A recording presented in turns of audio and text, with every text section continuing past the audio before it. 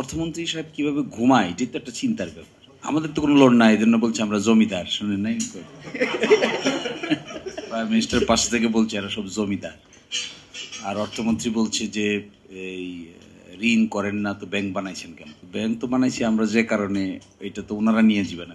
ঋণ করে ঘি ভাত খাওয়াটা ভালো হবে, এতটুকু আমি বুঝি। বাকিটার বুঝি না, এত টার্মিনোলজি ভাই যা বলছেন, স্যার যা বলছেন, এত কিছু এটা আমার সাবজেক্ট ম্যাটার না, যেহেতু এটা বুঝি না আমি ভালো করে।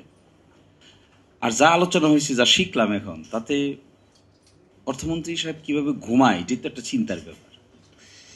হিউজ একটা চিন্তার ব্যাপার। এত টাকা, প্রায় স্যারের ভাষ্য মতে 24 ট্রিলিয়ন ঋণ মাথার মধ্যে।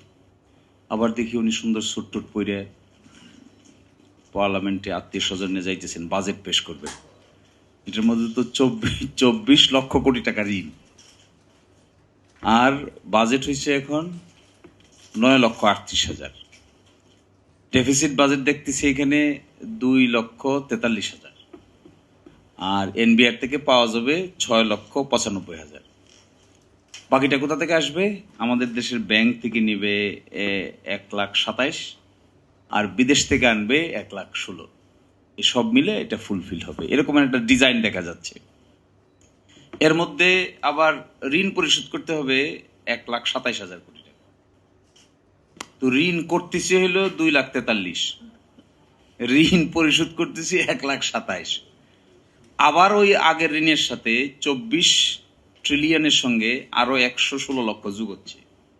তার মানে আগামী বছর এটা আরো 25 ট্রিলিয়ন হবে, 25 ট্রিলিয়ন সামথিং হবে। কি করে এগুলোতে বাঁচবে? আমার ধারণা সাহস দেখানো দরকার। সাহসটা এরকম যে ঠিক আছে, আমরা একটু না খাইয়ে থাকবো, কিছু কম খরচ করবো, অসুবিধা কি? সুট টুট পরবো না, অসুবিধার কি আছে? এরকম ধার করিয়া এনে গিবাত খাওয়ার কি হজম? আমি মামলা টামলা করতে গিয়ে দেখি বাংলাদেশের বিশেষ একটা অঞ্চলের লোকেদের লোন বেশি, যারা আমাদের কাছে ডিফল্টার হিসেবে মামলা নিয়ে আসে। কেন বেশি? লোকটার সঙ্গে আমার কথা বলতে মাঝে মাঝে ইচ্ছা হয় যে আপনি যে এত টাকা নিলেন, নিয়ে এত বড় গাড়ি দৌড়াইতেছেন, এরপরে এত সুন্দর জামা কাপড় পরে হাঁটতেছেন, এরপরে বিজনেস ক্লাসে চড়তেছেন, আমার মতো উকিলকে এক জায়গায় প্লেনে নিয়ে যায়, জায়গাটার নাম বলতেছি না, এটা ডিফেমেশন হবে। আমার মতো উকিলকে, যদি বুঝে থাকেন তার ঠিক আছে, আমার মতো উকিলকে প্লেনে নিয়ে ওখানে মামলা করাচ্ছেন। আপনি তো ইউ আর ভেরি ওয়েল, আপনি তো কোনো টেনশন দেখি না।